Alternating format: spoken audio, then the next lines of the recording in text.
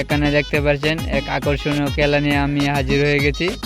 ওই পাশ দিয়ে আছে মোহাম্মদ সুহেল এবং মাহিন, এবং ওই পাশ দিয়ে আছে মুবারক এবং সাকিব। এখন আমরা খেলা স্টার্ট করে দিব। স্টার্ট। ভাগে বসে লড়াই, দেখতে পাচ্ছেন কাছি টান শুরু হয়ে গেছে। এক দুর্দান্ত পারফরমেন্স চলছে।